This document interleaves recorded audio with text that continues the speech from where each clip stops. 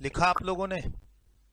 Sir अब हम लोग अगले टॉपिक में चलते हैं इसी के अंदर, और ऐसा ही चार्ट बनाने की कोशिश करते हैं लेकिन डिविडेंड के लिए। बहुत इंटरेस्टिंग है और अमेंडमेंट भी है। बिजनेस ट्रस्ट,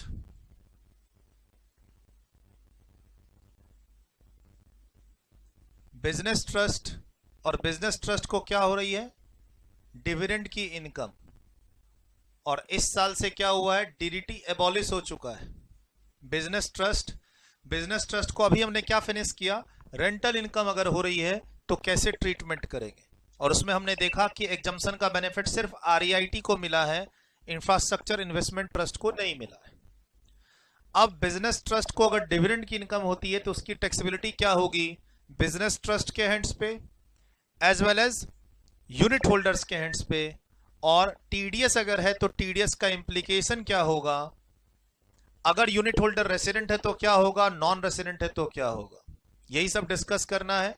और इस साल से डिविडेंड की इनकम पर डिविडेंड डिस्ट्रीब्यूशन टैक्स जो कंपनी देती थी वो अब नहीं है, एबॉलिश हो चुका है। राइट? क्या बदलाव है इस साल? कंपनी को डिविडेंड डिस्ट्रीब्यूशन टैक्स लगता था वो एबॉलिश हो चुका है, और डिविडेंड शेयर होल्डर के हैंड पे क्या हो चुकी है? टैक्सेबल। तो सर बिजनेस ट्रस्ट को डिविडेंड की इनकम कैसे हो सकती है? बिजनेस ट्रस्ट तो इंफ्रास्ट्रक्चर प्रॉपर्टीज में इन्वेस्ट करता है, बिजनेस ट्रस्ट तो रियल एस्टेट प्रॉपर्टीज में इन्वेस्ट करता है टू अर्न रेंटल इनकम। तो इसको सर डिविडेंड की इनकम कैसे हो सकती है? तो पहले वही बात कर लें, डिविडेंड की इनकम कैसे हो सकती है। व्हेन वी से बिजनेस ट्रस्ट तो हम दोनों की बात कर रहे हैं, infrastructure investment trust INVIT, infrastructure investment trust, और REIT, real estate investment trust, हम दोनों की बात कर रहे हैं। ठीक? डिविडेंड की इनकम बिजनेस ट्रस्ट के हैंड्स पे। अगर इस वीडियो को YouTube पे कोई बच्चे देख रहे हैं तो ध्यान रखिएगा, ये फाइनल लेवल की कॉन्सेप्ट्स हैं, इंटर में ये नहीं है, ना ही CA इंटर ना ही CMA inter, but yes CA final CMA final दोनों स्टूडेंट्स आप इस वीडियो को देख सकते हैं। पर्टिकुलर ये अमेंडमेंट का पोर्शन जो है डिविडेंड से रिलेटेड। बिजनेस ट्रस्ट दो तरीके के हैं, रियल एस्टेट इन्वेस्टमेंट ट्रस्ट और इंफ्रास्ट्रक्चर इन्वेस्टमेंट ट्रस्ट। इस साल से एक और अमेंडमेंट आई जो मैंने बताया, क्या कि लिस्टेड यूनिट्स होना चाहिए, उसकी रिक्वायरमेंट हटा दी गई है। जो डेफिनेशन है बिजनेस ट्रस्ट किसको बोलते हैं? Trust as regulated by SEBI and जिसकी यूनिट्स लिस्टेड होनी चाहिए, तो वो लिस्टेड की रिक्वायरमेंट इनकम टैक्स से हटा दी गई है। इनकम टैक्स में दोनों तरीके के बिजनेस ट्रस्ट को अब रिकॉग्निशन मिल चुका है, चाहे उसके यूनिट्स लिस्टेड हो या अनलिस्टेड हो, ये ध्यान रखना है।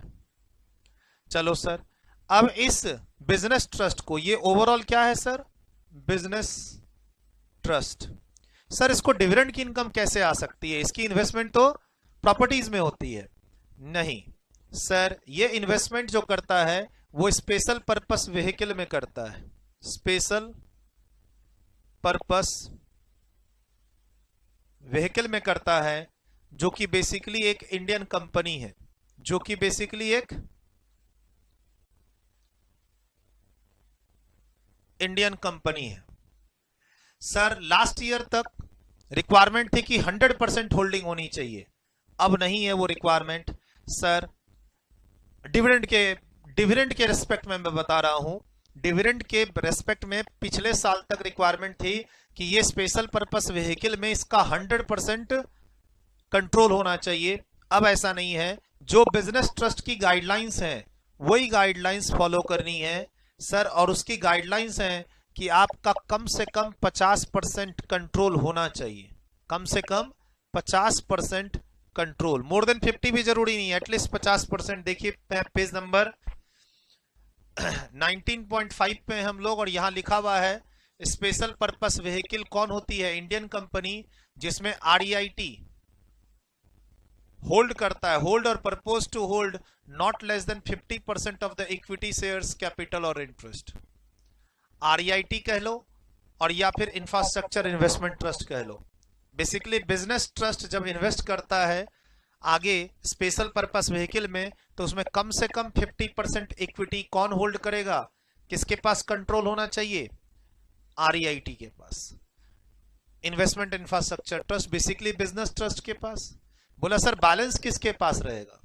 बैलेंस वो इंफ्रास्ट्रक्चर कंपनी के जो प्रमोटर्स होते हैं उनके पास होता है, और पब्लिक में भी हो सकता है, डिपेंड करता है। ये स्पेशल पर्पस व्हीकल जो है वो इंडियन कंपनी जो बीच में आपकी स्पेशल पर्पस व्हीकल है वो लिस्टेड है या नहीं?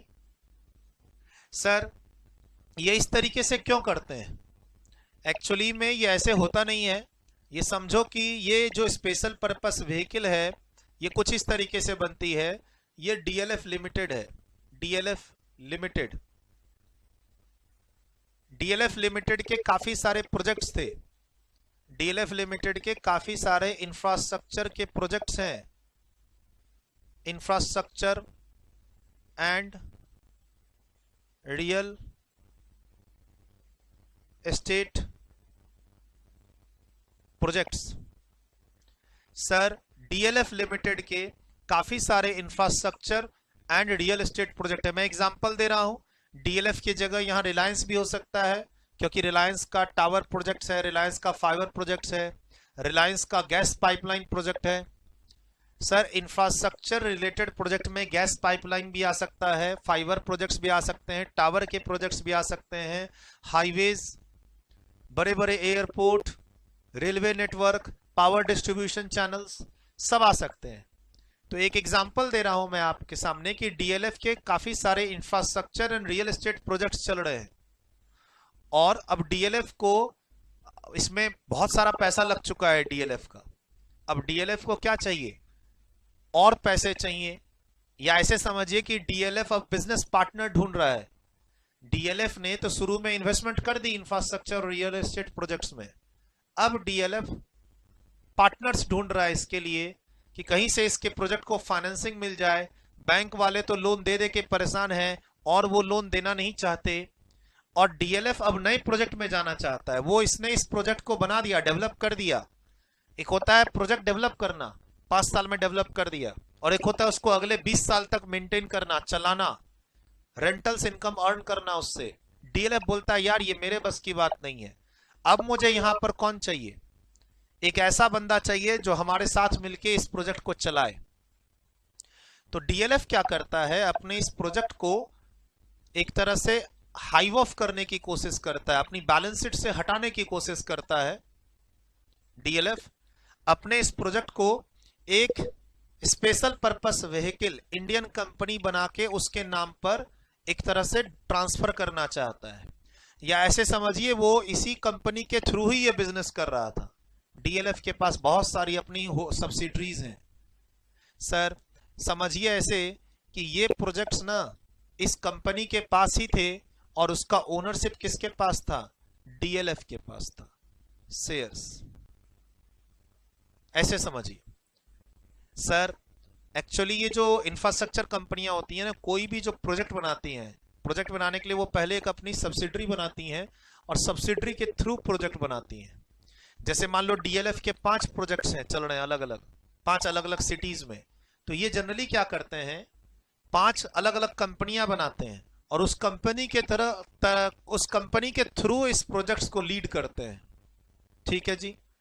अब DLF चाहती है कि वो इस प्रोजेक्ट से निकले, तो DLF अपने शेयर्स किसको दे देती है? DLF अपने शेयर्स को एक्सचेंज कर लेती है, किसके साथ? एक्सचेंज कर लेती है यूनिट्स ऑफ बिजनेस ट्रस्ट के साथ। सर DLF के पास स्पेशल पर्पस व्हीकल के शेयर्स थे, और स्पेशल पर्पस व्हीकल के पास उस प्रोजेक्ट के कंट्रोल थे। अब DLF इस बिजनेस में अपने पार्टनर को ढूंढती है। वो क्या करती है, इस कंपनी के शेयर्स को वो यूनिट्स को दे देती है, वो इस बिजनेस ट्रस्ट को दे देती है, और बिजनेस ट्रस्ट बदले में क्या दे देता है? अपने यूनिट्स। तो DLF अब यहां पे क्या बन जाता है? Unit holders. ठीक है। अब बेसिकली जब DLF अपने शेयर्स को एक्सचेंज कर लेता है किसके साथ? बिजनेस ट्रस्ट के यूनिट्स के साथ। बिजनेस ट्रस्ट क्या करती है, इस स्पेशल पर्पस व्हीकल पे कंट्रोल लेती है और साथ साथ उन रियल एस्टेट प्रोजेक्ट पे कंट्रोल ले लेती है। ठीक, और बदले में ये क्या करती है, बदले में ये बिजनेस ट्रस्ट अपने यूनिट्स इशू कर देती है किनको, जिनसे ये कंट्रोल लेती है। तो कहीं ना कहीं कंट्रोल ट्रांसफर हो जाता है किसके पास, बिजनेस ट्रस्ट के पास।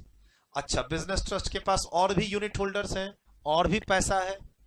अगर मान लो इस स्पेशल पर्पस व्हीकल को पैसे की जरूरत होती है तो ये लोन भी दे देते हैं, ये लोन भी दे देते हैं, क्योंकि अब बिजनेस ट्रस्ट का कंट्रोल आ गया है इस स्पेशल पर्पस व्हीकल के पास।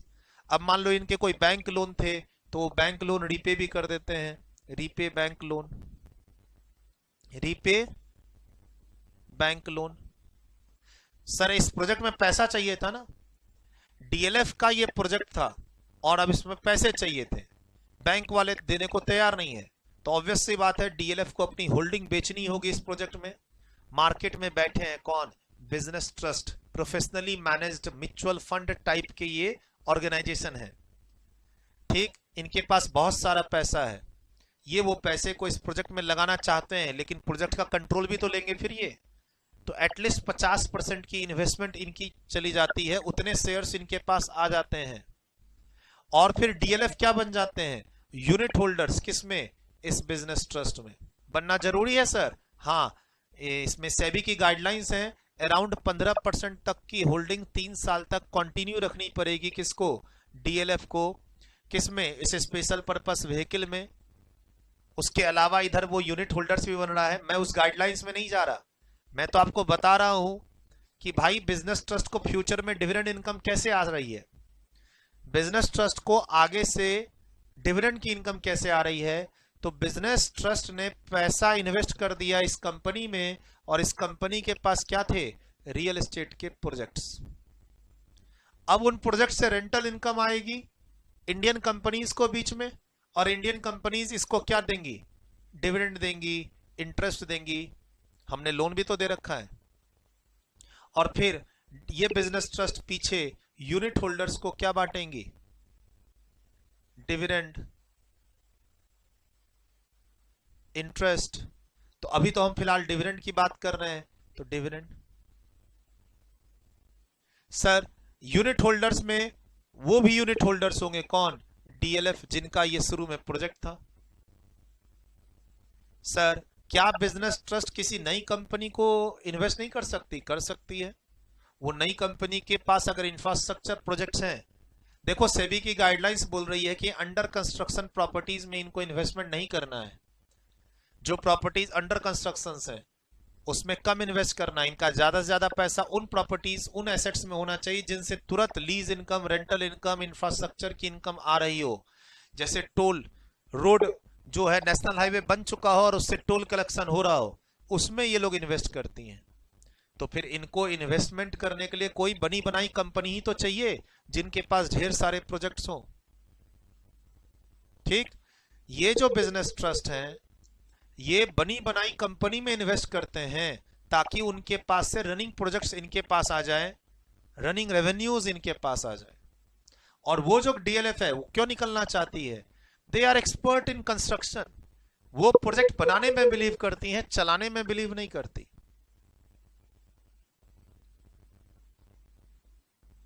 जैसे होता है ना, कोई मैन्युफैक्चरिंग कंपनी है, प्रोडक्ट मैन्युफैक्चरिंग करने में वो बिलीव करती है, कस्टमर सर्विस का काम वो दूसरे को दे देती है, मार्केटिंग करने का काम तीसरे को दे देती है। वैसे यहां पर ये स्ट्रक्चर है, business structure.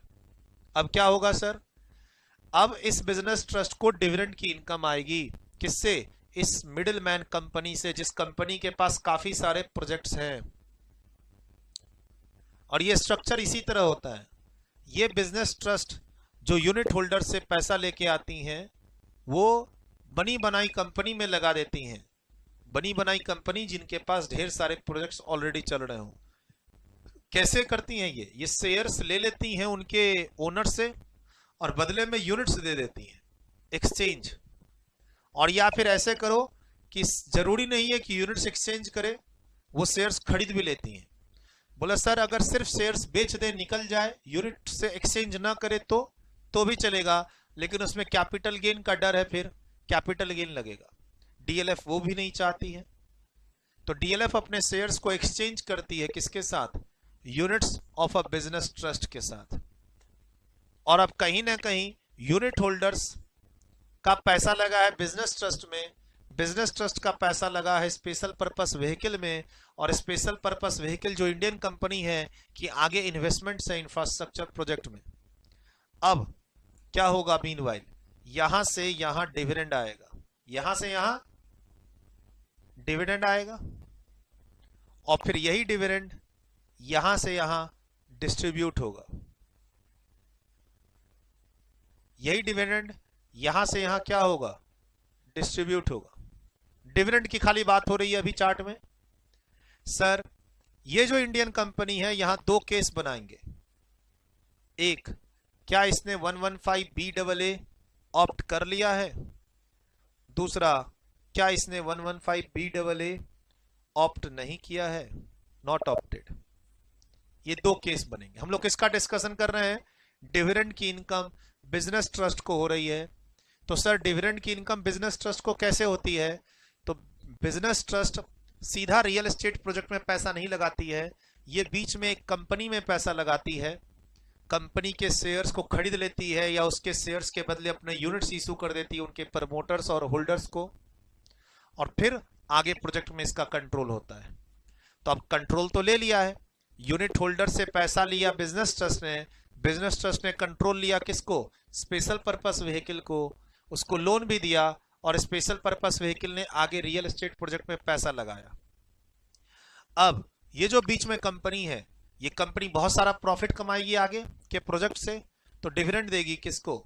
Real estate investment trust को या बिजनेस ट्रस्ट को या इंफ्रास्ट्रक्चर इन्वेस्टमेंट ट्रस्ट को, और फिर वो डिविडेंड बटेगा किसको? यूनिट होल्डर्स को। तो अब इसकी टैक्सेबिलिटी डिस्कस करनी है। वो दो केस पे डिपेंड करेगी कि वो जो कंपनी है उसने 115 BAA ऑप्ट किया है या नहीं, और ये सेक्शन आप पढ़ चुके हैं 115 BAA हमसे शुरू के वॉल्यूम 1 में टैक्स कॉम्प्यूटेशन की क्लास में, राइट। हम बात करेंगे कि अब डिविडेंड की टैक्सेबिलिटी का क्या होगा, टीडीएस का क्या होगा। ये चार्ट नोट कर लो, बट ध्यान रखना रियल एस्टेट इन्वेस्टमेंट ट्रस्ट के बारे में अभी बताया था कि डायरेक्ट प्रॉपर्टीज में भी इन्वेस्ट कर सकती है, जिससे इसको रेंटल इनकम आता है, ठीक। लेकिन अभी हम रेंटल इनकम पर ध्यान नहीं दे रहे, अभी हम डिविडेंड पे ध्यान दे रहे हैं। तो बिजनेस ट्रस्ट की इन्वेस्टमेंट कहां लगी हुई है? कंपनी में, और कंपनी की इन्वेस्टमेंट लगी हुई है कहां? रियल एस्टेट प्रोजेक्ट में। ये कंपनी को एक्वायर करती है, किस तरीके से? क्या तो उनके शेयर्स को खरीद लेंगी पैसे देके, पैसे दे देंगी, और नहीं तो शेयर्स को अपने यूनिट्स से एक्सचेंज कर देंगी। वो डिपेंड करता है, वो जो ये जो प्रमोटर्स हैं ये आना चाहते हैं कि नहीं, यूनिट होल्डर बनना चाहते हैं कि नहीं, ऐसा भी हो सकता है। पैसा चाहिए तो पैसा दे देंगे, फिर कैपिटल गेन लगेगा। शेयर्स को एक्सचेंज करना ही बेटर है यूनिट्स के साथ, उससे क्या होता है? कैपिटल गेन नहीं लगेगा। हालांकि वो शेयर्स का कंट्रोल किसको दे रहे हैं? बिजनेस ट्रस्ट को, इतना जानना जरूरी है। तो आइडिया लग गया, आइडिया लग गया कि बिजनेस ट्रस्ट के पास डिविडेंड क्यों आ रहा है, क्योंकि बिजनेस ट्रस्ट का पैसा लगा हुआ है special purpose vehicle Indian company पे, और उसका पैसा लगा हुआ है आगे रियल एस्टेट प्रोजेक्ट्स पे, इंफ्रास्ट्रक्चर प्रोजेक्ट्स पे। लिखिए इसको, लिखिए इसको। लोन भी दे सकते हैं, इनके शेयर्स एक्वायर भी कर सकते हैं।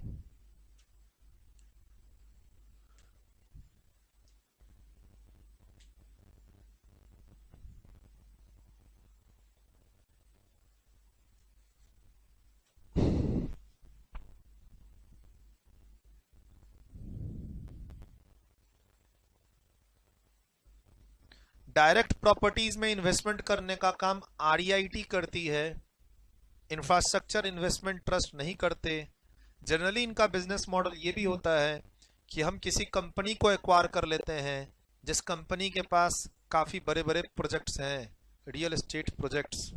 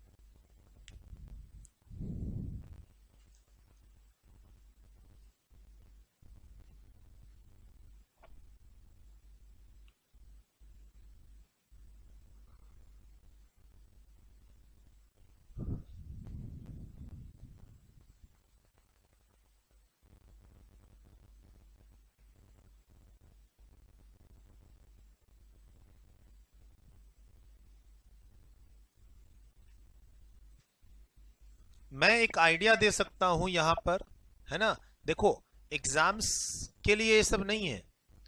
मैंने आपको क्या बोला, एग्जाम के लिए क्या है कि बिजनेस ट्रस्ट को डिविडेंड की इनकम आ रही है उस कंपनी से जिसमें इसका 50% और मोर का क्या है, होल्डिंग है। इतना ही जानना काफी है। बट पॉइंट है कि इसके पास वो कंपनियां आती क्यों है, क्यों ये कंपनी में इन्वेस्ट करती है। एक्चुअली कंपनी के पास रियल एस्टेट प्रोजेक्ट्स होते हैं और कंपनी के जो शेयर होल्डर्स हैं उनसे ये डायरेक्ट डील कर लेते हैं। शेयर्स परचेज कर लेंगे या शेयर्स के बदले अपने यूनिट्स इशू कर देते हैं। वही बताया मैंने आपको। अब मेरा मुद्दा, मेन फंक्शन क्या है कि भाई डिविडेंड इनकम की टैक्सेबिलिटी कैसे होगी जब बिजनेस ट्रस्ट की इन्वेस्टमेंट कंपनी के पास है और कंपनी 115BAA ऑप्ट कर रखी है या नहीं कर रखी है। ठीक,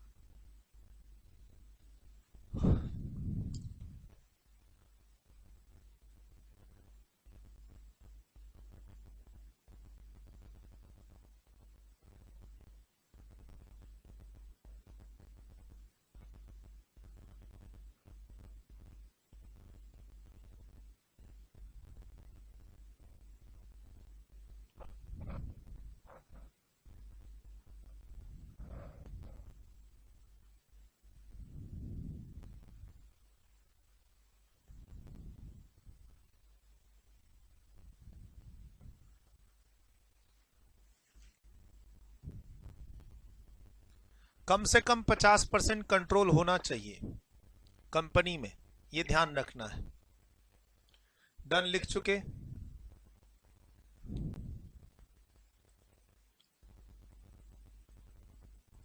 सर, तो अब आपके पास क्या है यहां पे, business trust,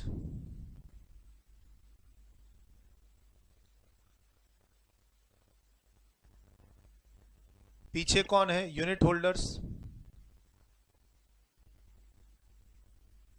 unit holders resident भी हो सकते हैं और नॉन रेसिडेंट भी हो सकते हैं। इन्होंने इन्वेस्टमेंट कर रखी है बिजनेस ट्रस्ट में। बिजनेस ट्रस्ट ने इन्वेस्टमेंट कर रखी है स्पेशल पर्पस व्हीकल,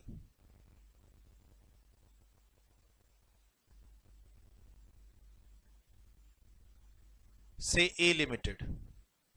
ठीक, होल्डिंग 40% ही है, से क्वेश्चन में दे रखा है 40%, होल्डिंग 40% ही है, मात्र 40%।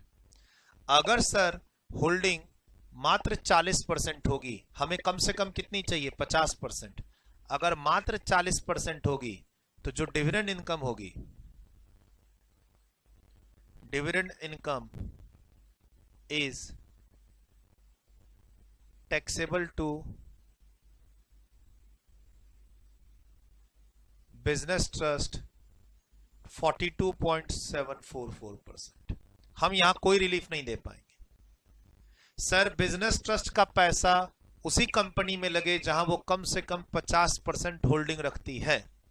से एग्जाम में से भी बोलती है मिनिमम 50, 40 भी जा सकते हो, से भी बोलती है 40 भी जा सकते हो, लेकिन इनकम टैक्स बोलता है हम आपको कोई भी बेनिफिट तभी देंगे जब मिनिमम क्या हो, 50% की होल्डिंग हो। यहां कोई रिलैक्सेशन नहीं होगा। अगर बिजनेस ट्रस्ट की आगे कंपनी में होल्डिंग मात्र 40% है और इस कंपनी के पास क्या है आगे, इंफ्रा प्रोजेक्ट्स, यही तो होता है। कंपनी के पास इंफ्रास्ट्रक्चर के प्रोजेक्ट्स हैं और कंपनी में इनकी होल्डिंग मात्र 40% है, और कंपनी ने अगर डिविडेंड दिया है, डिविडेंड की इनकम, तो फिर वो डिविडेंड की इनकम पूरी की पूरी टैक्सेबल हो जाएगी किसके एंड पे, बिजनेस ट्रस्ट। और ये इधर यूनिट होल्डर्स के हैंड्स पे क्या होगी, फुल्ली एग्जाम्प्ट, क्योंकि टैक्स कौन दे चुका है, बिजनेस ट्रस्ट। एग्जाम में नहीं पूछना चाहिए ये चीज, क्योंकि जनरली बिजनेस ट्रस्ट की होल्डिंग जो कंपनी में होती है वो कम से कम 50% होती ही है। बट मैं ये कह रहा हूं कि अगर ये कंडीशन जो यहां लिखे हुए ये फुलफिल ना हो, ये स्पेशल पर्पस व्हीकल के कंडीशन फुलफिल होने चाहिए। ठीक, बोला सर फुलफिल है, ये अगली स्पेशल पर्पस व्हीकल है, special purpose vehicle be limited. अगली, सर अगली में कुछ इस तरीके से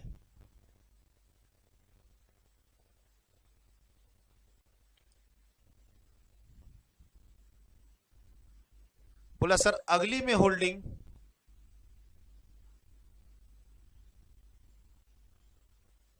है एटलीस्ट 50% और स्पेशल पर्पस व्हीकल बनने के all other conditions are satisfied. अब सर बताना, अब बताओ क्या ये कंपनी 115 BAD ऑप्ट कर चुकी है? 115 BAA section 115 BAA not opted, नहीं ऑप्ट की है। तो सर यहां से जो डिविडेंड आएगा बिजनेस ट्रस्ट के पास वो एग्जम्प्ट, यहां से जो डिविडेंड जाएगा यूनिट होल्डर के पास वो भी एग्जम्प्ट, अगर उस स्पेशल पर्पस व्हीकल ने 115 BAA ऑप्ट नहीं किया है तो। सर डीडीटी का कॉन्सेप्ट तो है नहीं एक, और 100% रिलेशनशिप इस साल से नहीं चाहिए। अमेंडमेंट के कारण बिजनेस ट्रस्ट की 100% होल्डिंग कंपनी में नहीं चाहिए, कम से कम 50% होल्डिंग से बेनिफिट्स मिलने स्टार्ट हो जाएंगे। तो सर सोचिए बिजनेस ट्रस्ट की कंपनी में होल्डिंग 50% है और उस कंपनी ने BAA ऑप्ट नहीं किया है, तो एग्जम्पशन ये डिविडेंड की इनकम अब दोनों के ही एंड पे टैक्सेबल नहीं होगी। मैं इंटरेस्ट की बात नहीं कर रहा, मैं डिविडेंड और डिविडेंड की बात कर रहा हूं। डिविडेंड एग्जम्प्ट के कॉल पे चलेगा। डन। और ऊपर आप देख ही चुके हैं कि अगर होल्डिंग मात्र 40% है तो फिर डिविडेंड की इनकम बिजनेस ट्रस्ट के ही हैंड पे टैक्सेबल हो जाएगी, वो भी कितना 42.744 से, और फिर वो आगे टैक्स नहीं होगा क्योंकि एक आदमी टैक्स दे चुका है। लेकिन डिविडेंड पे गवर्नमेंट ने दोनों को फ्री कर दिया है, दोनों को एग्जम्प्ट कर दिया है। इसको किया है सेक्शन 1023 FC से और इसको किया है 1023 FD से, FC और FD। ठीक, ये ध्यान रखना है आपको। इसको FC बिजनेस ट्रस्ट को एग्जम्प्ट करेंगे FC से और यूनिट होल्डर को करेंगे FD से। डिविडेंड के लिए बात हो रही है। बोला सर अगर section 115 BAA is opted then, तो सर इसके हैंड पे तो हम एग्जम्प्ट कर देंगे डिविडेंड को, तो फिर यहां TDS नहीं कटेगा, नो TDS, क्योंकि इनकम एग्जम्प्ट है। लेकिन जब पैसा यहां से यहां जाएगा तो टैक्सेबल हो जाएगा डिविडेंड, और यहां पे TDS भी अप्लाई होगा। सेक्शन वही है LBA, TDS अप्लाई होगा, लेकिन 194 LBA में अप्लाई होगा। डिविडेंड का TDS का सेक्शन नॉर्मली क्या होता है 194 होता है, जो हमने TDS की क्लास में पढ़ा है, वो यहां अप्लाई नहीं होगा। सर आप सोचेंगे 194A में TDS कटेगा, तो नहीं, ये वो डिविडेंड है जो ये आगे से ले रहा है स्पेशल पर्पस व्हीकल से, और वही डिविडेंड अगर ये अपने यूनिट होल्डर को डिस्ट्रीब्यूट करेगा तो पहले तो यूनिट होल्डर को बताएगा कि ये रेंट नहीं डिविडेंड है, ये इंटरेस्ट नहीं डिविडेंड है, और TDS भी काट लेगा किसमें 194 LA में। कौन? Business trust. ठीक, अब TDS के रेट्स बेसिकली क्या होंगे वो डिपेंड करेगा कि हम पेमेंट रेसिडेंट को दे रहे हैं या नॉन रेसिडेंट को। सर दोनों ही केस में 10% है, R हो या NR, 10% का रेट प्रेस्क्राइब्ड है। खाली कोविड के कारण रेसिडेंट के केस में कितना 7.5%, यानी यहां रेट्स इन फोर्स का कॉन्सेप्ट नहीं है। ये जो डिविडेंड की इनकम कंपनी से आ रही है ट्रस्ट के पास, वो तो पूरी एग्जम्प्ट है, टीडीएस भी नहीं है। लेकिन ट्रस्ट से जब ये डिविडेंड आगे बढ़ेगी तो फिर ये टैक्सेबल होगी, टीडीएस भी कटेगा। टीडीएस का रेट आपका कितना है? 10%, चाहे आर हो या एनआर। हाँ, रेसिडेंट है तो एक फायदा है, वो रेट 10 से कितना हो जाएगा? 7.5। डिविडेंड के लिए बोल रहा हूं, यहां रेट्स इन फोर्स का कॉन्सेप्ट, रेट्स इन फोर्स का कॉन्सेप्ट जो है एनआर वाली बात नहीं है। यहां रेट प्रिस्क्राइब्ड है कितना? 10%। कौन से सेक्शन में? 194 एलबीए। और ये डिविडेंड किसके पास पहुंच गया? रेसिडेंट या नॉन रेसिडेंट? ठीक, रेसिडेंट या नॉन रेसिडेंट। सर अगर एनआर है यूनिट होल्डर तो सेक्शन 115 ए अप्लाई होगा। और 115 ए हम लोग कहां पढ़ेंगे? वॉल्यूम 4 की क्लास में। डिविडेंड की इनकम पर जनरली 20% का टैक्स रेट है एनआर के केस में। वॉल्यूम 4 के अंदर सेक्शन 115 ए जब पढ़ेंगे तो वहां लिखा हुआ है dividend income is taxable as the rate of 20% NR के केस में। तो 115 ए अप्लाई हो जाएगा टैक्सेबिलिटी के लिए। बाकी टीडीएस के लिए मैंने आपको बता दिया 194 एलबीए। लेकिन ये कब? जब आपका ये जो स्पेशल पर्पस व्हीकल है ये 115 बीएए ऑप्ट कर रखा हो। लेकिन ऑप्ट नहीं करता है, ऑप्ट अगर नहीं करता है तो एग्जम्पशन तो है ही। बिजनेस ट्रस्ट को तो डिविडेंड कभी भी टैक्सेबल नहीं होगा। यूनिट होल्डर के हैंड्स पे भी क्या है? एग्जम्पशन। ध्यान रखना, डिविडेंड की इनकम बिजनेस ट्रस्ट के हैंड्स पे कभी भी टैक्सेबल नहीं होगी। लेकिन वो स्पेशल पर्पस व्हीकल से मिले जिसमें उसका 50% कंट्रोल हो, अदर कंडीशन सेटिस्फाइड हो, जो अभी पढ़ेंगे। ये ध्यान रखना है। यूनिट होल्डर्स के एंड्स पे टैक्सेबल हो भी सकती है और नहीं भी हो सकती। एग्जम्प्ट होगी तो टीडीएस नहीं होगा। No TDS, no TDS. Sir जब सामने वाले के हैंड पे इनकम एग्जम्प्ट हो तो टीडीएस थोड़ी ना कटता है। ठीक है, तो ये आपको मैंने कुछ यहां पर बताने की कोशिश की। ठीक, एक बार मैं इसको नोट्स में भी देख लो कि सही सही गाड़ी चली कि नहीं चली। मेरे हिसाब से सारी गाड़ी सही चल रही है। ठीक, हम नोट्स पे आएंगे, हम नोट्स पे आएंगे। मैं इस चार्ट को देख लूं एक बार कि सही बना या नहीं बना। डिविडेंड की इनकम की सारी बातें हुई या नहीं हुई। पास थ्रू स्टेटस मतलब डिविडेंड की इनकम स्पेशल पर्पस व्हीकल से जो आएगी किसको? बिजनेस ट्रस्ट को, चाहे वो रियल एस्टेट इन्वेस्टमेंट ट्रस्ट हो या इंफ्रास्ट्रक्चर इन्वेस्टमेंट ट्रस्ट, हम इसे एग्जम्प्ट करेंगे, पास थ्रू स्टेटस देंगे। यानी हम बिजनेस ट्रस्ट को कभी भी टैक्स नहीं करेंगे डिविडेंड इनकम के लिए। लेकिन वो डिविडेंड इनकम किससे आना चाहिए? स्पेशल पर्पस व्हीकल जिसमें उसकी होल्डिंग कम से कम कितनी हो? 50%। किसकी? बिजनेस ट्रस्ट की, तभी होगा ये। और आगे यूनिट होल्डर्स के एंड्स पे टैक्स कर भी सकते हैं, नहीं भी, डिपेंड करेगा कि इधर स्पेशल पर्पस व्हीकल ने 115 बीए ऑप्ट कर रखा है कि नहीं। सर ये पता कैसे चलेगा? सब पता चलेगा, क्वेश्चन में दिया रहेगा। प्रैक्टिकल लाइफ में स्टेटमेंट इशू होता है, बिजनेस ट्रस्ट स्टेटमेंट इशू करके देती है यूनिट होल्डर को, तो उसमें वो लिख के देगी कि डिविडेंड मिला है उस व्हीकल कंपनी से जो 115 बीए ऑप्ट कर रखी है या नहीं। ठीक है, और कंपनी के पास पिछले साल से चॉइस है 115 बीए ऑप्ट करने की। ऑप्ट करने से क्या होता है? टैक्स रेट 22% पे आ जाता है, काफी सारे डिडक्शन नहीं मिलते हैं। ये सेक्शन अलग से आपको पढ़ाया हुआ है, लिखिए इसको। ये तो लिख चुके थे आप लोग सारा कुछ, है ना? इसी को तो मैं बता रहा था। और अब ये लिखिए इसको, पहले ये ऊपर वाला हिस्सा लिख लीजिए, पहले ऊपर वाला हिस्सा लिख लीजिए।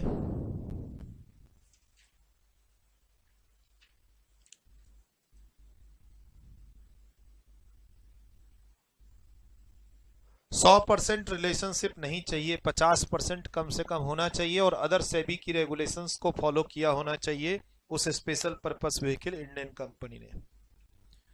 इनकम एग्जम्प्ट है इसलिए टीडीएस नहीं कटेगा।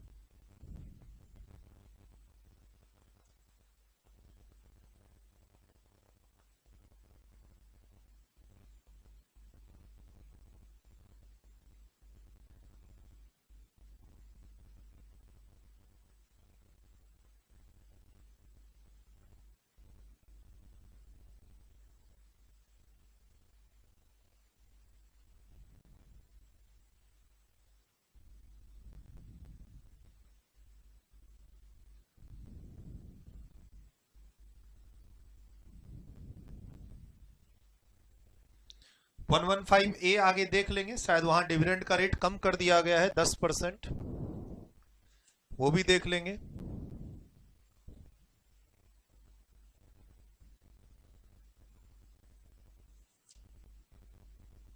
वॉल्यूम 4 में आएगा 115 ए, जो टैक्सेबिलिटी की बात अभी नहीं कर रहे हम लोग।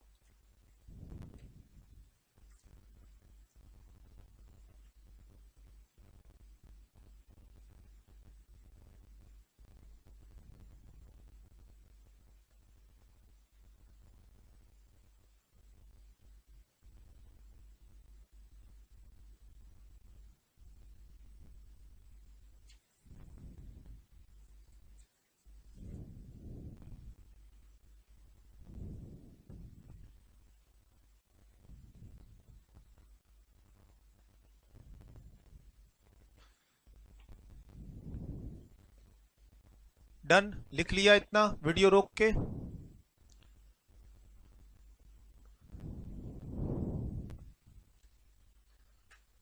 वीडियो रोक के लिख चुके हैं आप लोग। नेक्स्ट थोड़ा सा आगे जा रहे हैं, इसको लिख लीजिए। सर अगर एनआर है 115 ए लगेगा और वहां पर दिया हुआ है dividend is taxable as the rate of 10% to non resident SSC, और अगर रेसिडेंट यूनिट होल्डर्स हैं तो नॉर्मल रेट। जो भी यूनिट होल्डर है, इंडिविजुअल, कंपनी, एलएलपी, फर्म, ये भी ध्यान रखिएगा।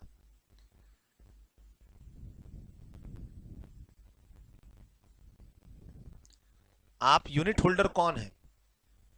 ठीक है, अगर मान लो मैं इंडिविजुअल हूं और यूनिट होल्डर हूं और मुझे इस तरीके की डिविडेंड की इनकम आ रही है जो एग्जम्प्ट नहीं, टैक्सेबल है, तो फिर मेरा रेट स्लैब रेट लगेगा।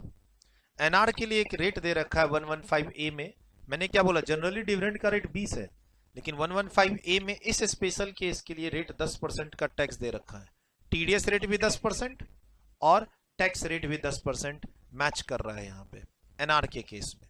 रेसिडेंट के केस में टीडीएस का रेट 10 और 7.5, और रेसिडेंट यूनिट होल्डर्स के जो नॉर्मल रेट होंगे वो नॉर्मल रेट अप्लाई होंगे।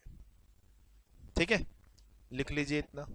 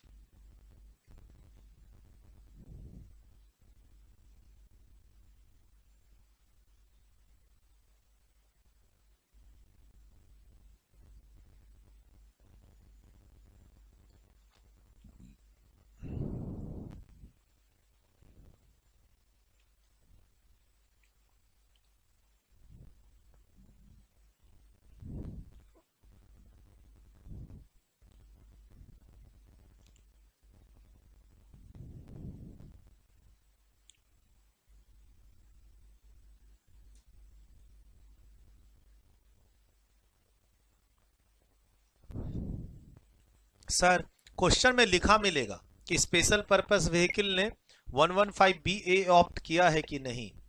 कुछ नहीं लिखा है तो आपको डबल आंसर देना पड़ेगा इफ लगा के, वो आपको ध्यान रखना होगा। ठीक, अच्छा, यूनिट होल्डर्स, जो बिजनेस ट्रस्ट के यूनिट होल्डर्स हैं वो कोई भी हो सकते हैं, रेसिडेंट भी हो सकते हैं, नॉन रेसिडेंट भी हो सकते हैं, फॉरेन कंपनी बेसिकली। तो एक चलो इसको एग्जांपल को सर्टन बना देते हैं थोड़ा सा बात करके।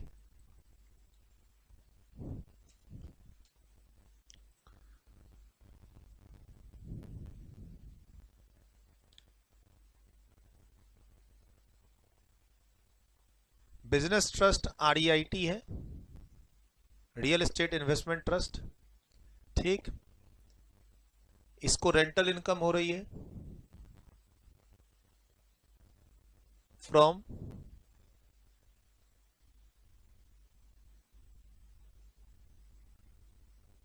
इन्वेस्टेड प्रॉपर्टीज से। 10 लाख रुपए रेंटल इनकम पढ़ चुके हम लोग। ठीक, इसको डिविडेंड इनकम हो रही है from A limited. Business trust REIT, business trust REIT real estate investment trust direct properties में इन्वेस्टमेंट कर सकती है और उससे उसको रेंटल इनकम आ रही है। ठीक, उसके बाद डिविडेंड इनकम आ रही है ए लिमिटेड से, holding of REIT is 30%, 20 lakh का डिविडेंड आ रहा है। ठीक, उसके बाद डिविडेंड इनकम आ रहा है from B limited, holding of REIT 70%, 30 lakh. अब टैक्सेबिलिटी अगर हम बात करें, जो अभी तक हम लोग पढ़े हैं, टैक्सेबिलिटी बिजनेस ट्रस्ट के लिए जो पहली इनकम है, बिजनेस ट्रस्ट आरईआईटी है रियल एस्टेट इन्वेस्टमेंट ट्रस्ट और इसको रेंटल इनकम आ रही है 10 लाख रुपए की, तो बिजनेस ट्रस्ट के हैंड पे ये क्या है, एग्जम्प्ट।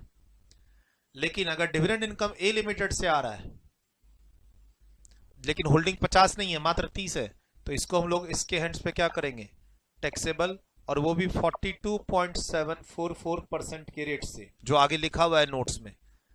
आरईआईटी के हैंड्स पे अगर कोई इनकम टैक्सेबल है तो फिर वो सीधा 42.744% के रेट से।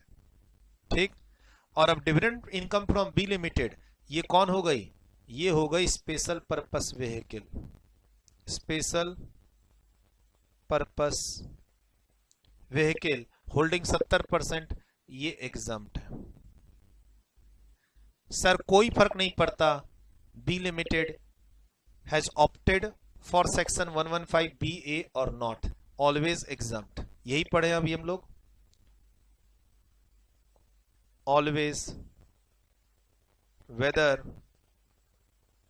बी लिमिटेड हैज ऑप्टेड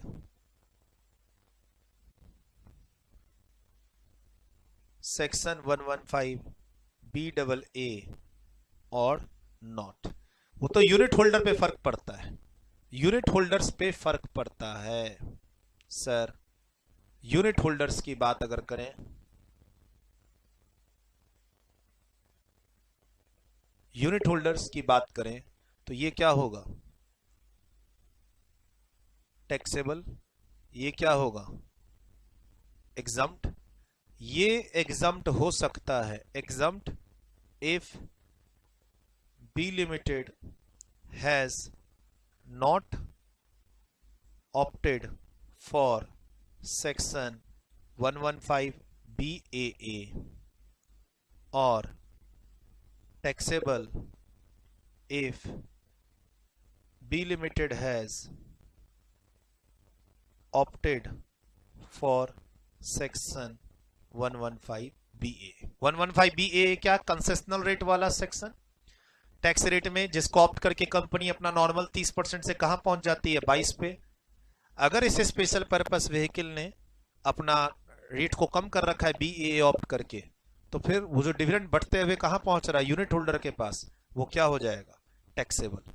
अब मैंने यहां क्या बताया, यूनिट होल्डर कौन है,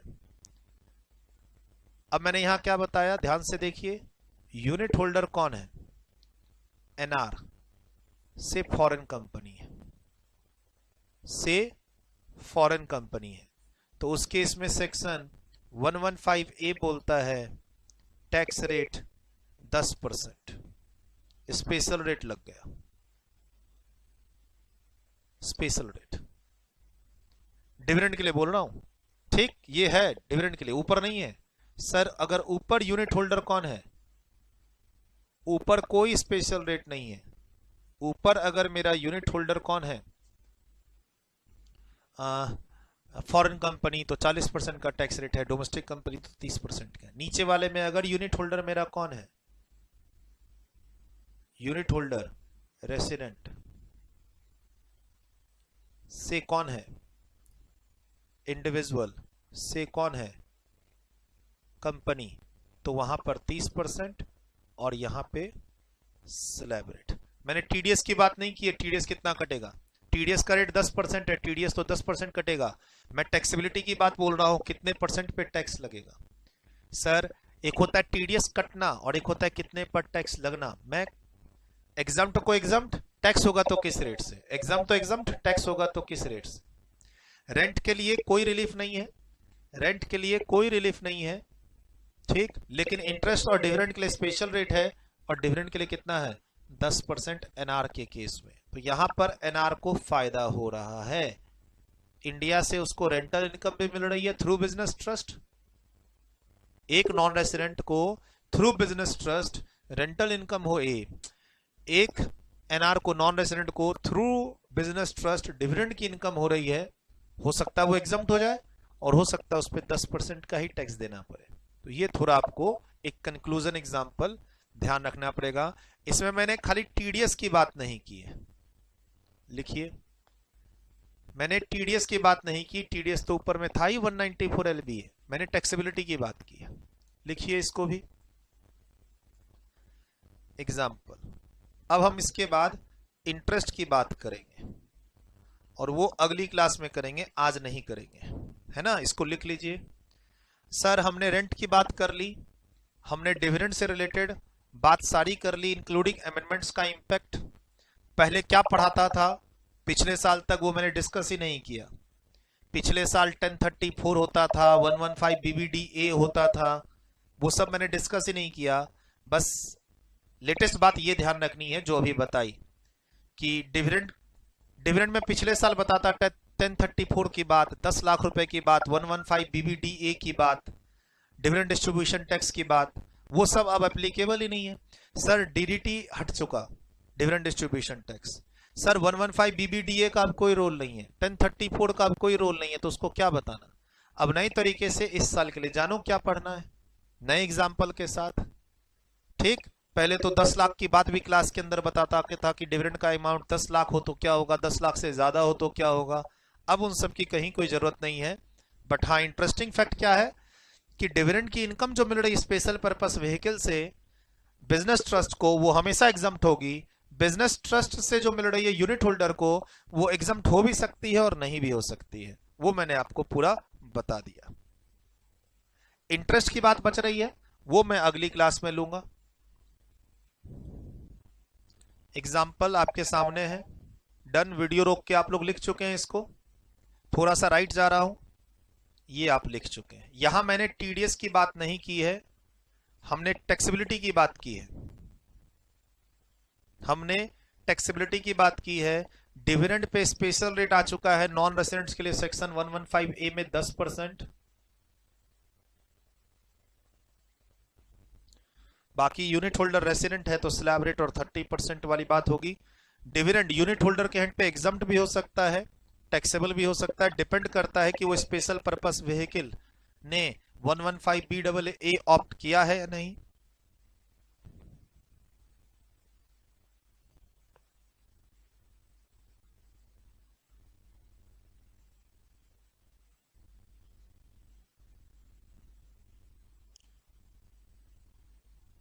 से फॉरेन कंपनी ऊपर रेंटल इनकम 40% का टैक्स लगा देंगे, से रेसिडेंट इंडिविजुअल है स्लैब रेट लगा देंगे।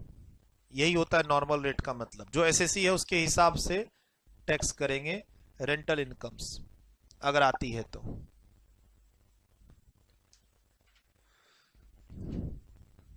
रेंटल इनकम यूनिट होल्डर्स के हैंड्स पे टैक्सेबल होगी, नॉर्मल रेट से एग्जम्प्ट होगी।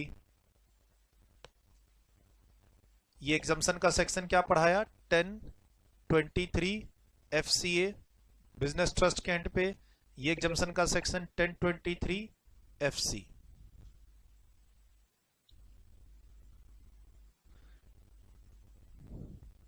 ये वाला सेक्शन 1023 FD। अगर यूनिट होल्डर्स के हैंड्स पे कुछ एग्जम्पशन है तो उसका सेक्शन है 1023 FD बिजनेस ट्रस्ट में। बाकी बिजनेस ट्रस्ट को कोई एग्जम्पशन है तो उसके लिए दो सेक्शन है, रेंट के लिए 1023 FCA और इंटरेस्ट एंड डिविडेंड के लिए 1023 FC।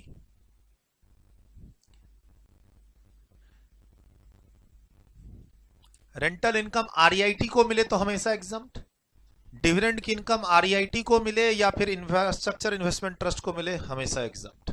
इंटरेस्ट की बात रहती है, अगली क्लास में कर लेंगे। यहां आप सारा देख चुके, लिख चुके। और मेरे हिसाब से अगर मैं अमेंडमेंट की बात करूं, अमेंडमेंट की बात, जो बच्चे यूट्यूब पे इस वीडियो को अमेंडमेंट के लिए देख रहे हैं, ये अमेंडमेंट एक मैंने बता दिया, लिस्टेड की कोई रिक्वायरमेंट नहीं। यहां पर मैंने बता दिया 100% रिलेशनशिप नहीं चाहिए, 100% रिलेशनशिप नहीं चाहिए, ठीक। और यहां जब इनकम एग्जम्प्ट होती है, कोई भी इनकम अगर आरईआईटी बिजनेस ट्रस्ट के हैंड्स पे एग्जम्प्ट हो तो उस पर टीडीएस नहीं होगा। और रेड मार्क कहां दिख रहे हैं, ये बता ही दिया मैंने। ये चीज रेंटल्स, वो तो ये तो नॉर्मल अमेंडमेंट है, टीडीएस का रेट रेसिडेंट के लिए 1/4 कम हो जाना, ये तो नॉर्मल अमेंडमेंट है, इसमें तो कहीं कोई दिक्कत है नहीं। ये वाला पोर्शन अभी अभी बताया, यूनिट होल्डर के हैंड्स पे डिविडेंड एग्जम्प्ट भी हो सकता है, टैक्सेबल भी हो सकता है, बता दिया। अच्छा, यूनिट होल्डर अगर नॉन रेसिडेंट हो तो 115BA में 10% का टैक्स रेट दिया हुआ है डिविडेंड के लिए, बता दिया। ये भी बता दिया ऊपर में कि डिविडेंड दो तरह से आ सकता है, अगर स्पेशल पर्पस व्हीकल ने 115BAA ऑप्ट किया है या नहीं, बता दिया ये अभी। और रेड मार्क कहां दिख रहे हैं, ये तो चलो कुछ खास नहीं, टीडीएस की बात है। ये तो कोविड का इंपैक्ट है और क्या, और इसमें कुछ भी नहीं। सर बिजनेस ट्रस्ट, जो बच्चे इस वीडियो को यूट्यूब पे देख रहे हैं अमेंडमेंट के लिए, ठीक है, रेड मार्क किया हुआ है, रेड मार्क का इंपैक्ट अमेंडमेंट बता रहा है, ठीक। अच्छा, ये मैं अलग से बताऊंगा, 115A 194LC में अमेंडमेंट है, इसकी अलग से ही यूट्यूब पे क्लास आएगी। 194LC में अमेंडमेंट है, रीड विथ सेक्शन 115A, तो उसको मैं अलग से ही बताऊंगा, कोई दिक्कत नहीं है अगर ये वाली अमेंडमेंट यहाँ पे है। डिविडेंड की सारी बातें मैं बता चुका, स्टार मार्क लगा हुआ है अमेंडमेंट है बिजनेस ट्रस्ट में, ये सारी बातें मैंने अभी बता दी। मोटा मोटी डिविडेंड के कारण अमेंडमेंट है एक, दूसरा वो जो रेसिडेंट अगर यूनिट होल्डर है तो कोविड के कारण रेट क्या हो चुका है 25% से कम, उसके कारण अमेंडमेंट है। सीएमए इंस्टीट्यूट के मॉड्यूल में जो आरईआईटी का क्वेश्चन है वो गलत है, उसको मैंने यहां ठीक करके अपनी बुक में दिखा दिया है। अगर आप सीएमए स्टूडेंट हैं, यूट्यूब पे इस वीडियो को देख रहे हैं, तो सीएमए इंस्टीट्यूट की जो लेटेस्ट मॉड्यूल है उसमें यही क्वेश्चन है जो गलत तरीके से वहां सॉल्व किया हुआ है, मैंने यहां पर इसको सही कर दिया है। आप हमारी बुक से रेफर करेंगे, पेज नंबर 19.17 वॉल्यूम 2 जो हमारी लेटेस्ट बुक है, उसमें हमने इस क्वेश्चन को करेक्ट कर दिया है। सीएमए इंस्टीट्यूट के मॉड्यूल में 60 टोटल नहीं है, टोटल 50 है, और फॉर्मूला उन्होंने नीचे लगा रखा है 50/60 का, तो आंसर मैच नहीं कर रहा और बच्चे मुझसे फिर डाउट पूछ रहे हैं। तो अगर आप सीएमए इंस्टीट्यूट का मॉड्यूल देख रहे हैं तो ये वाला क्वेश्चन मेरे अकॉर्डिंग चलिएगा जो मैंने यहां लिखा है। सीएमए इंस्टीट्यूट के मॉड्यूल में वो इन्होंने डिविडेंड को हटा दिया 10, लेकिन टोटल 60 को 60 ही रहने दिया, उसके कारण वहां गलतियां आ रही हैं, इतना जरूर कहूंगा। बाकी अगली क्लास में इसको फिनिश करेंगे।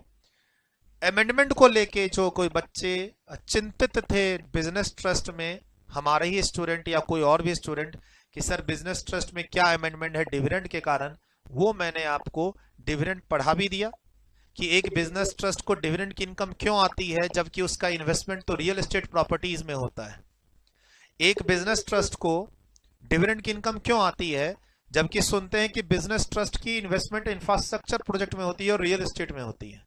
तो वो पहले कंपनी में पैसा लगाता है और कंपनी फिर आगे पैसा लगाती है। ऐसे समझिए कि कंपनी आगे पैसा लगा चुकी होती है, उसको ये फाइनेंशियल सपोर्ट करता है उसके शेयर्स परचेज करके, प्रमोटर से बात करके, वो भी मैंने बता दिया है ना, वो भी मैंने बता दिया। फिर मैंने बताया कि डिविडेंड की इनकम अगर बिजनेस ट्रस्ट को आती है स्पेशल पर्पस व्हीकल से तो हमेशा एग्जम्प्ट होगी। स्पेशल पर्पस व्हीकल मतलब कम से कम उसकी होल्डिंग 50% होनी चाहिए, 100% होना जरूरी नहीं है। पिछले साल हम बच्चों को पढ़ाते थे 100%, तो वो होना जरूरी नहीं। और वो डिविडेंड की इनकम यूनिट होल्डर्स के हैंड्स पे भी एग्जम्प्ट हो सकती है अगर उस स्पेशल पर्पस व्हीकल ने 115BAA ऑप्ट नहीं किया है। ऑप्ट नहीं किया है तो, कर लिया है तो टैक्सेबल हो जाएगी। और अगर वो यूनिट होल्डर नॉन रेसिडेंट है तो एक सेक्शन है 115A नॉन रेसिडेंट का, उसने स्पेशल रेट दे दिया कि डिविडेंड को हम 10% पे टैक्स करेंगे। ठीक, अच्छा टीडीएस रेट भी कितना है 10%, टीडीएस रेट भी कितना है 10% डिविडेंड इनकम पे। हाँ, रेसिडेंट के केस में कितना आ जाता है वो 7.5%। अगली क्लास में इंटरेस्ट वाला पोर्शन पढ़ा के रिवाइज करा के शॉर्ट समरी नोट्स बना के इस चैप्टर को टॉपिक को खत्म करेंगे। Done, bye, take care.